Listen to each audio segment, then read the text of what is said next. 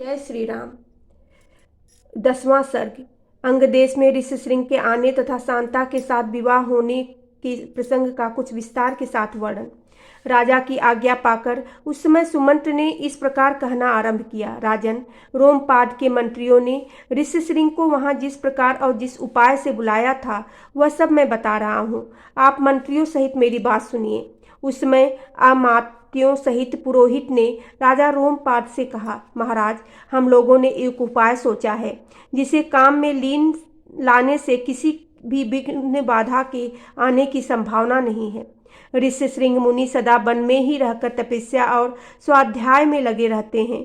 वे स्त्रियों को पहचानते तक नहीं हैं और विषयों के सुख से भी सर्वथा अनभिज्ञ हैं।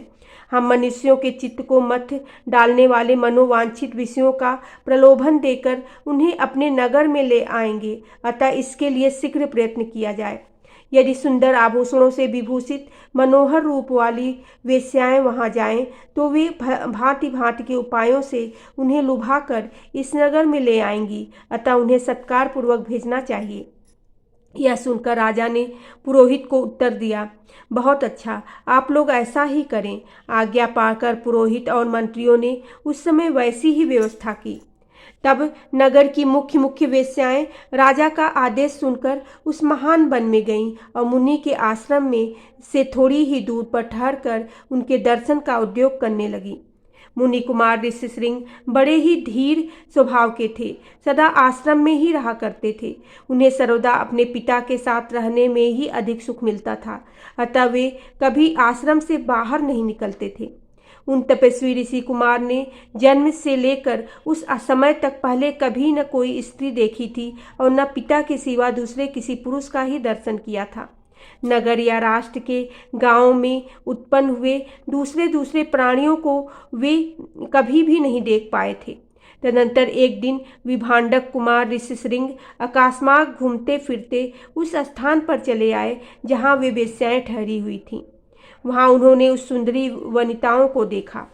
उन प्रमदाओं का वेश बड़ा ही सुंदर और अद्भुत था। वे मीठे स्वर में गा रही थीं। ऋषि कुमार को आया देख सभी उनके पास चली आईं और इस प्रकार पूछने लगीं, ब्राह्मण, आप कौन हैं, क्या करते हैं तथा इस निर्जन वन में आश्रम से इतनी दूर आकर अकेले क्यों विचर रहे हैं?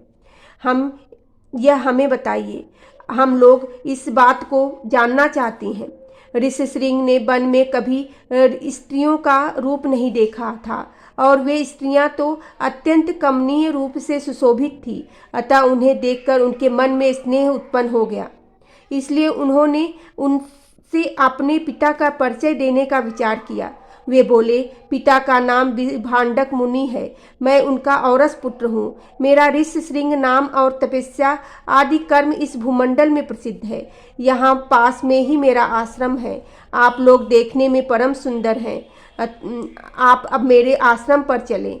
मैं आप सब लोगों को विधि पूर्वक पूजा करूँगा। ऋषि कुमार की यह बात सुनकर सब उनसे सहमत हो गईं। फिर वे सब सुंदरी स्त्रियां उनका आश्रम देखने के लिए वहां गईं। वहां जाने पर ऋषि कुमार ने यह आर्घ्य है, यह पाद्य है तथा यह भोजन के लिए फल मूल प्रस्तुत है, ऐसा कहते हुए उन सबका विधिवत पूजन किया। ऋषि की पूजा स्वीकार करके वे सभी वहां से चली जाने की उत्सुक हुई। उन्हें विभांडक मुनि का भय लग रहा था, इसलिए उन्होंने शीघ्र ही वहां से चली जाने का विचार किया। वे बोली, ब्राह्मण, हमारे पास भी ये उत्तम फल हैं। विप्रवर, इन्हें ग्रहण कीजिए, आपका कल्याण हो। इन फलों को शीघ्र ही खा लीजिए, विलंब न कीजिए। ऐसा कहकर उन सबने हर्ष में भरकर ऋषि का आलिंगन किया और उन्हें खाने योग्य भांति भांति के उत्तम पदार्थ तथा बहुत सी मिठाइयाँ दी। उनका रसास्वादन करके उन तेजस्वी ऋषि ने समझा कि ये भी फल है, क्योंकि उन दिन के फल पहले उन्होंने कभी ऐसा पदार्थ नहीं खाए थे। भला सदा वन में रहने वाले के लिए वैसी वस्तुओं के स्वाद लेने का अवसर ही कहाँ है। तत्पश्चात उनके पिता विभांडक मुनि के डर से डरी हुई वे स्त्रियां व्रत और अनुष्ठान की बात बताकर उन ब्राह्मण कुमार से पूछकर उसी बहाने वहां से चली गईं। उन सबके चले जाने पर काश्यप कुमार ब्राह्मण ऋष्यशृंग मन ही मन व्याकुल हो उठे और बड़े दुख से इधर उधर टहलने लगे। तदंतर दूसरे दिन फिर मन में उन्हीं का बारंबार चिंतन करते हुए शक्तिशाली विभांडक कुमार श्रीमान ऋष्यशृंग उसी स्थान पर गए जहाँ पहले दिन उन्होंने वस्त्र और आभूषणों से सजी हुई उन मनोहर रूप वाली वेश्याओं को देखा था। ब्राह्मण ऋषिशृंग को आते देख तुरंत ही उन वेश्याओं का हृदय प्रसन्नता से खिल उठा। वे सब की सब उनके पास जाकर उनसे इस प्रकार कहने लगी, सौम्य आओ, आज हमारे आश्रम पर चलो। अद्यपि यहाँ नाना प्रकार के फल मूल बहुत मिलते हैं, तथापि वहाँ भी निश्चय ही इन सब का विशेष रूप से प्रबंध हो सकता है।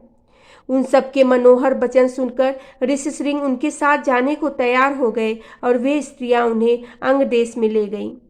उन महात्मा ब्राह्मण के अंग देश में आते ही इंद्र ने संपूर्ण जगत को प्रसन्न करते हुए सहसा पानी बरसाना आरंभ कर दिया। वर्षा से ही राजा को अनुमान हो गया कि वे तपस्वी ब्राह्मण कुमार आ गए।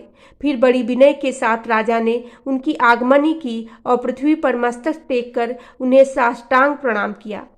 फिर एकाग्रचित होकर उन्होंने ऋषि को अर्घ निवेदन किया तथा उस विप्र शिरोमणि से वरदान मांगा, भगवान आप और आपके पिताजी का कृपा प्रसाद मुझे प्राप्त हो। ऐसा उन्होंने इसलिए किया कि कहीं कपटपूर्वक यहाँ तक लाए जाने का रहस्य जान लेने पर विप्रवर ऋष्यशृंग अथवा विभांटक मुनि के मन में मेरे प्रति क्रोध न हो। तत्पश्चात ऋषिशृंग को अंतःपुर में ले जाकर उन्होंने शांत चित्त से अपनी कन्या शांता का उनके साथ विधि पूर्वक विवाह कर दिया। ऐसा करके राजा को बड़ी प्रसन्नता हुई। इस प्रकार महातेजस्वी ऋषिशृंग राजा से पूजित हो संपूर्ण मनोवांछित भोग प्राप्त कर अपनी धर्म पत्नी शांता के साथ वहां रहने लगे। बोलो सियावरी रामचंद्र की जय, पवन सुत हनुमान की जय।